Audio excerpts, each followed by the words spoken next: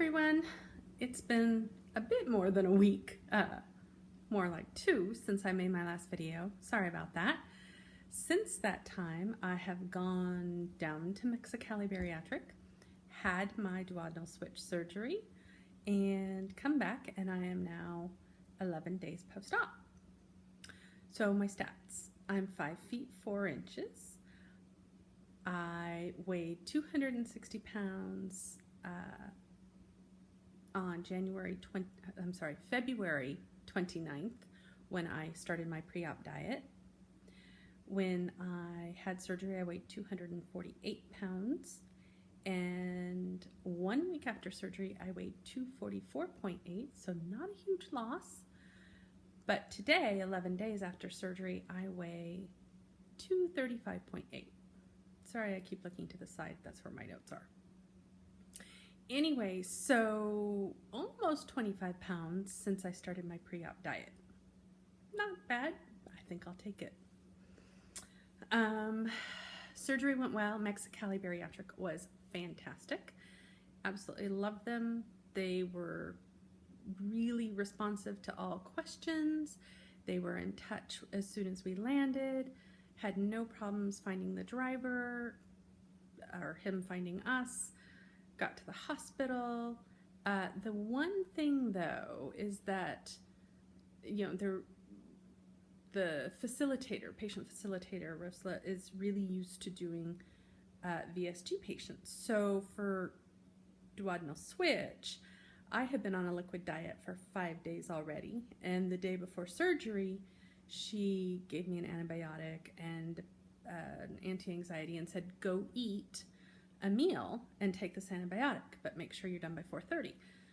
And there was another woman there too who was having surgery the same day I was, and she told her the same thing, and that woman was having the VSG. And I said, wait, are you sure that I'm supposed to eat? Oh yeah. I said, but I'm having the duodenal switch. I haven't been eating. You're sure? Yes. I said, okay, as long as you're absolutely sure. 3 times I asked her to make sure. No, you're absolutely supposed to eat a light meal. And I said, so like broth? Because that would have been on my liquid diet. No, you can have anything as long as it's light, just no lettuce. I said, okay. So that evening, I did have a light meal. I had a veggie sandwich, took away the bread, half the bread, obviously. Otherwise, it'd just be a salad. And so did that. Next day was surgery. I didn't get my surgery until 3:30 in the afternoon. I think they finally hauled me back.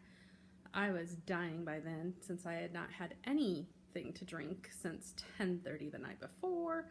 And I was just waiting and waiting. The girl that had been with me got to have hers at, I think, 7 o'clock in the morning. We were picked up from the hotel at 6 a.m. And so she was nice and quick.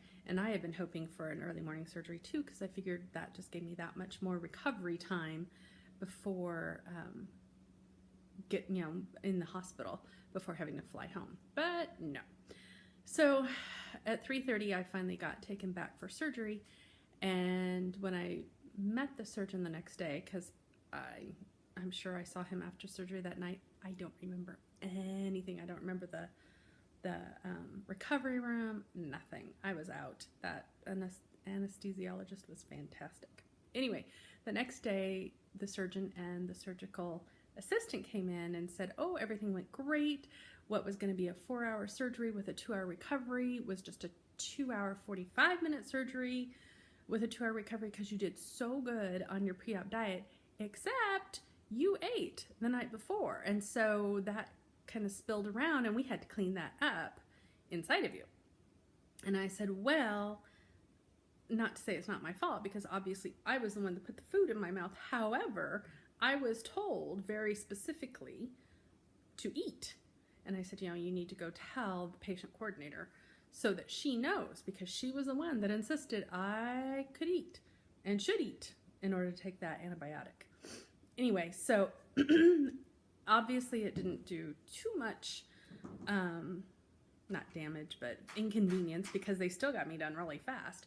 But it definitely was not supposed to be the case that a DS patient should eat the night before. So if you do go in for DS surgery and you're with VSG people, just remember, don't eat, even if they tell you to. Just don't do it. Have broth, have water, whatever. Just don't do that. So first 10 days after surgery were supposed to be clear liquids, which I did. Isopure, those kind of like fruit Isopure drinks, started to make me absolutely nauseous. They tasted like beef tallow to me. I don't know why. It was just disgusting. First one I had before surgery was okay. The next couple I had before surgery, I just wanted to vomit. And post-surgery, I had one, and I still have 4 more sitting around that I will never drink because I just find them absolutely nauseating. So I was living on vitamin water, regular water, and that was about it. Because I wasn't cleared for full liquids, I couldn't have any protein shakes. So I was getting pretty much no protein at all. There's another protein water called Protein 2.0 that was not quite as nauseating, but still, I drank 2 of those and then I was done with that too. I was just to the point where I didn't care if I had anything but vitamin water for the first 7 days because I just wanted to die every time I drank that crap. So at 7 days, I asked Mexicali Bariatric if I could move on to full liquids because I just couldn't stomach the other stuff anymore. And they said, yeah, that I could try it, and as long as my sleeve took it okay, that I could move on. And I did, and I have. So that's really good. I'm so grateful to be on full liquids. But of course, as soon as I was on full liquids, then I was like, oh, I really want to be on blended pureed foods, soft foods, but you know, that's going to take a little time because on full liquids, I did have some soups that I watered down, and that was really good. But one day I was a little low on protein, and so I added some Isopure plain protein powder to some tomato basil soup. And that was the day that I had the highest protein intake. I had 93 grams of protein, which was almost double what I've been having. I've been having like between 50 and 60 grams. But it was a bad idea. I hurt the next day. My sleeve hurt. All I could stand to have was water and vitamin water. And that was about it. I got up during the day a couple of times, and all I wanted to do was lay back down. Every time I moved, my sleeve hurt. So I crushed up 800 milligrams of ibuprofen and took that in the morning, and that helped a lot. And then I did the same thing right before bed, and the next day I was back to normal again. So yeah, I don't recommend doing too much protein too early on. Other than that, everything's been going really well. Incisions are healing well.